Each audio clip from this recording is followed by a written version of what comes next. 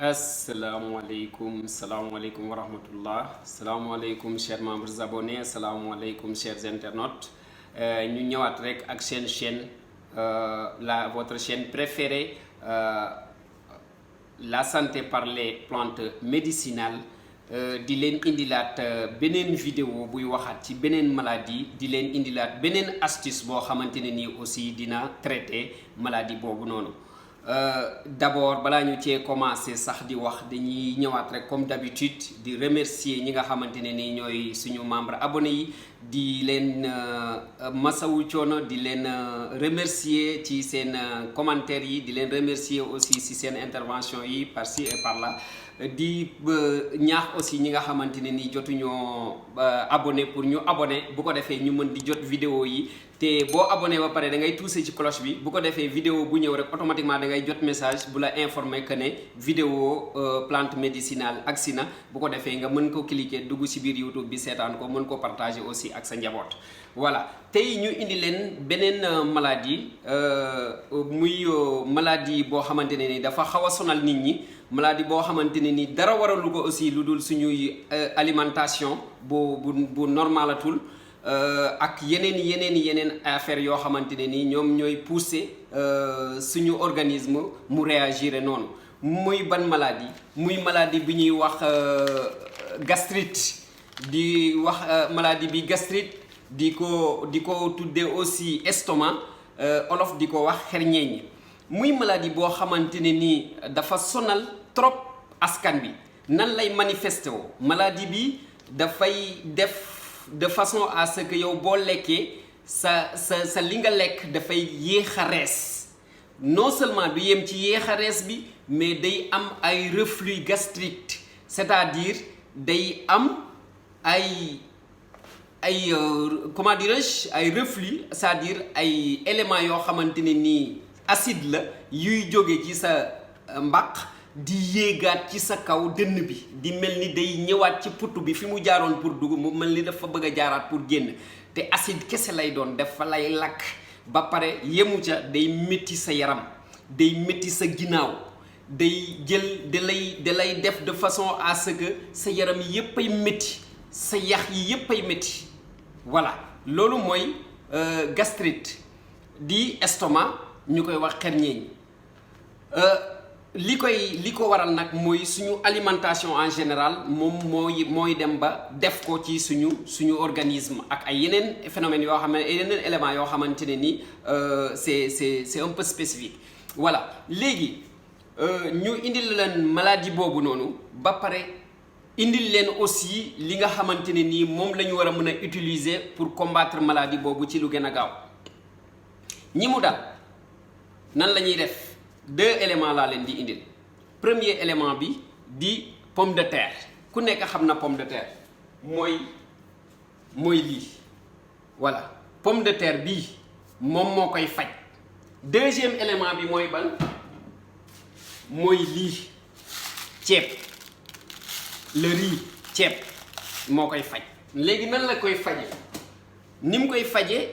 dinañ leen koy démonstration lañ leen koy defal ba ngeen gisal seen bopp ni nga xamante ne nii noonu ngay defee composition bi ba mën a combattre gastrite boobu ba mu deñ complètement ci yow. waxuma la mu tane tey suba mu ñëwaat, non mu dem ba deñ complètement ci yow ba yow dootoo souffrir gastrite. parce que am na ñu ko def, am na ñu ko defaat ñoo xamante ne nii dem nañ ba souffrir li ñuy souffrir, loolu moom bokkatu ci.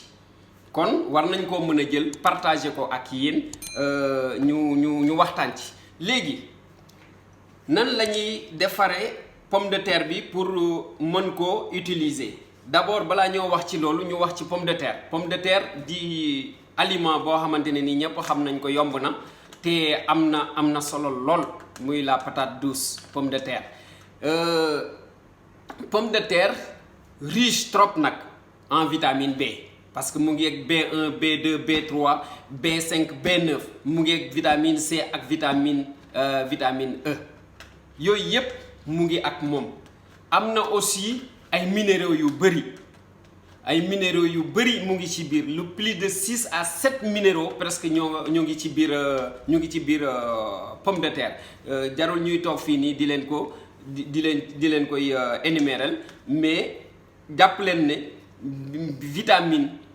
B1 B2 B3 vitamine B5 B9 vitamine C ak vitamine E yépp mu ngi ci biir en plus de cela aussi mu ngi ak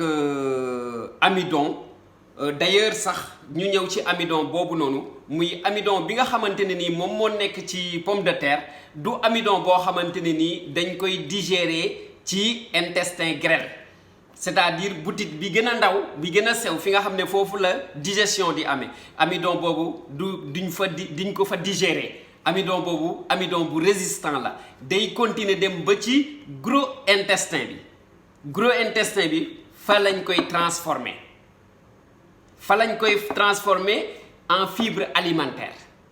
mais du doon loo xam ne dañ koy digérer gis nga kii boobu moo am nag compétence boobu moo am ci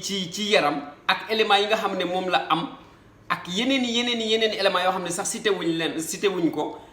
yooyu moom moo koy may mu xeex li nga xamante ne nii mooy gastrite bi ngay souffrir ba mu deñ complètement ci yow. nan lañ koy defaree niñ koy defaree mooy dañuy jël bii nii mooy pomme de terre bi de préférence nag ñu bañ koo xolli raxas ko ba mu set parce que peau bi nga xamante ne moo nekk ci kaw li mu yore ci ay substance daa mel ni moom li ci biir sax bii nii moom moo ko ëpp mais nag am na ñoo xamante ne nii mënuñu ko utiliser noonu dañ koy xolli boo ko xollee nii lay mel dañ koy xolli ba mu set wicc boo ko xollee ba mu set wicc dañ koy daggati ba mu sew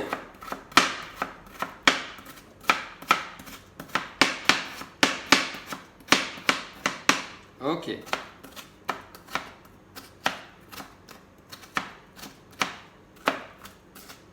voilà léegi buñ ko daggatee ba mu sew nii sew rucc gis nga ko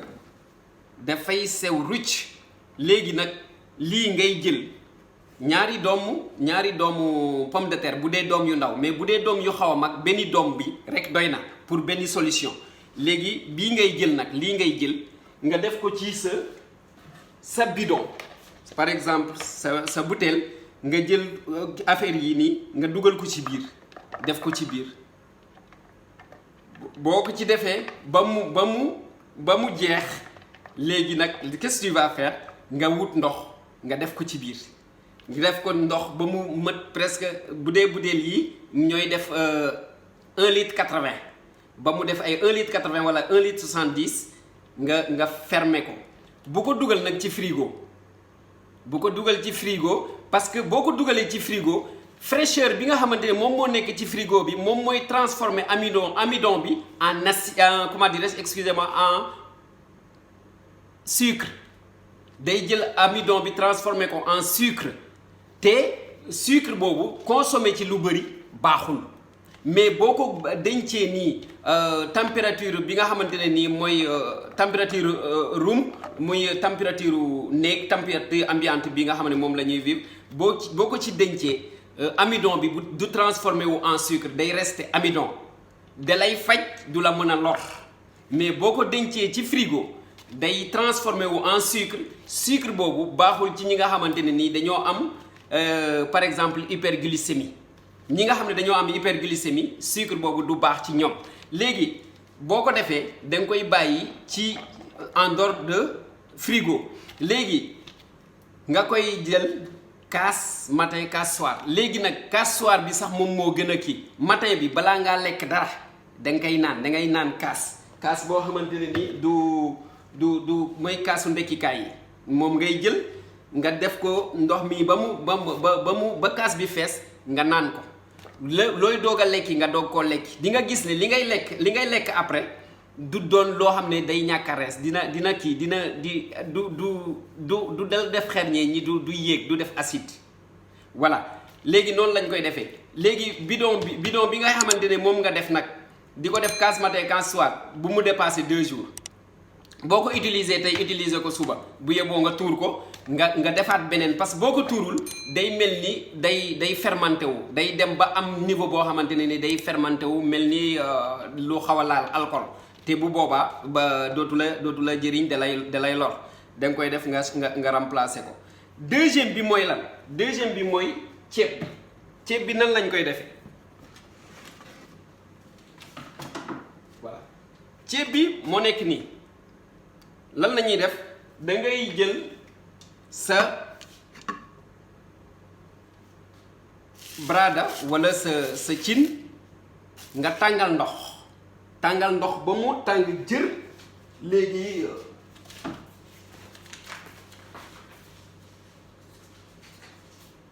voilà comme ndox mii nga xamante ne nii tàngal nañ ko léegi ndox mi tàngal nañ ko ba mu tàng qu'est-ce que tu vas faire da ngay jël sa ñaari loxo nii tibb ko ceeb ba mu fees nga def ko ci benn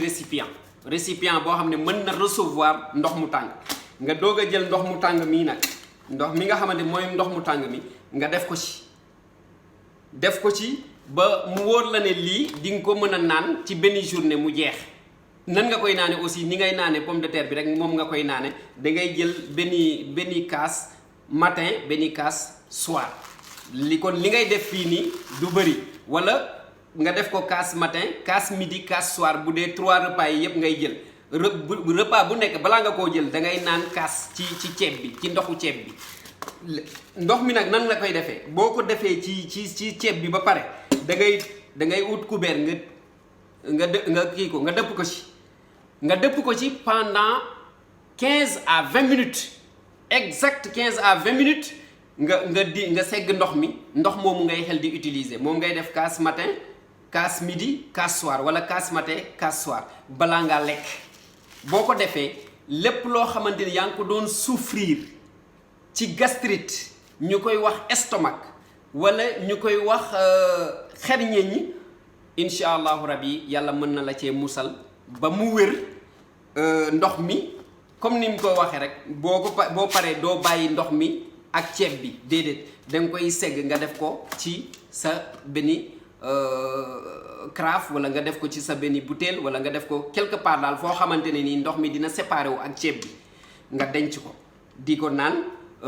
matin midi et soir boo ko defee incha allahu rabi yàlla mën na laa def ba nga génn complètement ci problème mu feebaru estomac boobu noonu. voilà loolu lañ leen indi woon tey comme astuce di ko partager ak yéen di ñaan yàlla may ñu kattanu defaat beneen xam-xamu defaat beneen may leen kattanu déglu ko may leen kattanu jëfe ko may ñu wér may leen wér may askan wi wér salaamaaleykum wa rahmatullah